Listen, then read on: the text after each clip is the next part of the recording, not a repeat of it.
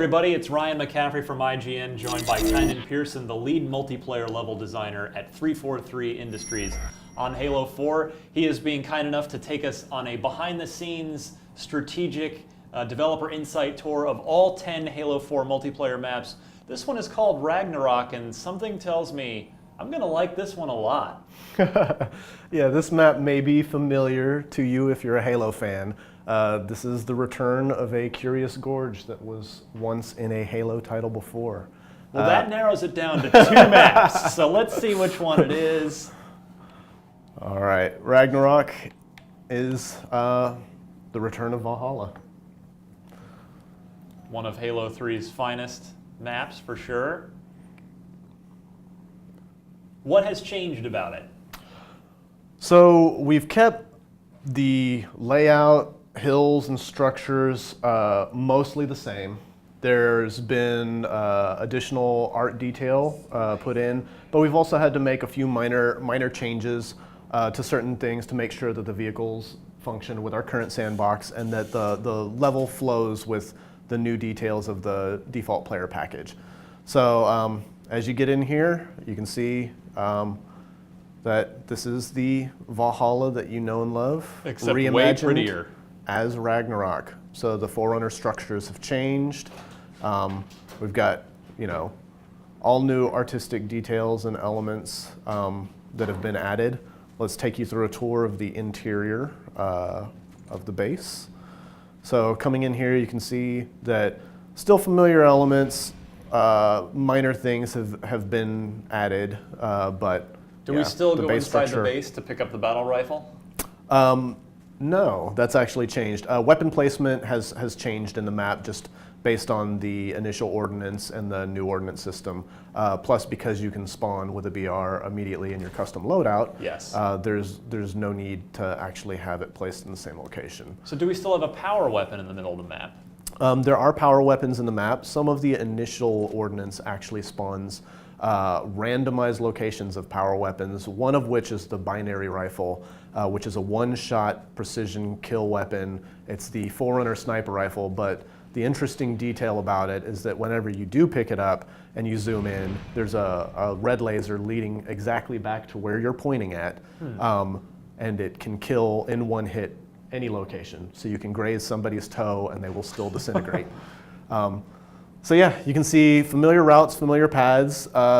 Again, some of the details of certain jumps and how the rocks are shaped and some of those details have definitely changed. But for the most part, it's incredibly familiar and still plays just as great, though in a completely new way with the updated Halo 4 sandbox elements and loadouts. So we have, back by the base, we have a Warthog, we have a Ghost, but we also have something else. Yeah, one of the new additions and something that dramatically changes the way that Valhalla plays is the Mantis. So getting into the Mantis, you can see that the lines of sight in Valhalla from its original inception still definitely allow for good coverage when you're in vehicles. Now, how can we? You guys have made a lot of updates so that the Banshee isn't as overpowered. You can use, or the Scorpion. You've slowed the Scorpion down. You can halt it by hitting it with an overcharged plasma pistol. What is the defense against this terrifying-looking walking mech? Well, the other vehicles do stand a chance. You have the Banshee, which creates some interesting and dynamic fights between the opposing mantises. In addition, you do have plasma pistol, which can EMP the mech, and power weapons. If everyone's focus firing, you can pop the mantis's shields, as well as doing enough damage to take it down with enough focus fire from the team. So are there any vulnerable points to the pilot at all? Like, can you hit him in the head from behind or anything like that? As far as I'm aware, there's definitely, there's not a specific weak spot against it, though you can mount the Mantis and plant grenades. Can you board it? Can you take the Mantis? You can destroy it. You can't take someone out of it. Okay. So otherwise, that changes the way that that Valhalla feels, or Ragnarok, our reimagining. But the other thing is that with the addition of armor abilities, which is new to the way that you would traditionally think about Valhalla, it changes the dynamic of the level quite a bit. How so? I'd love to hear an example or two out of that. What couple of armor abilities might really shift the way this map plays and feels? Well, first and foremost, sprint by default means that you can cover a lot more ground without the use of vehicles. So it gives you a little bit of an advantage in getting out of some of the distance combat. The other thing is just in general, you've never played Valhalla with armor abilities. So everything from jetpack to thruster pack, the shield, regen field, just camo. They all change the way that the map feels and some of the strategies that you can use. And the cool thing is that we've seen a lot of like dynamic fights happen over certain areas that, you know, you would never get in Halo 3. Now, Halo games, every Halo game, of course, obviously since the first one, has brought back maps from previous Halo games because they're just, Halo, if nothing else, is known for its classic multiplayer maps. What made you guys, when you're putting Halo 4 together and you've got your new sandbox, you've got your new vehicles and armor abilities, what makes you sit down and go, you know what, let's bring back Valhalla? Well, we definitely knew that we wanted to bring back a map, or we knew that we wanted to have a return to something that people had fond memories of, and Valhalla was always a favorite in the studio. And when we were looking at the BTB maps that we had and the large scale maps and the small and mid, it was the one that always came up to the front as being the most supportive of our sandbox and the one that would work out the best. So, you know, we had definitely experiments with a bunch of different maps, but this one came out on top just because it's such a great Halo map.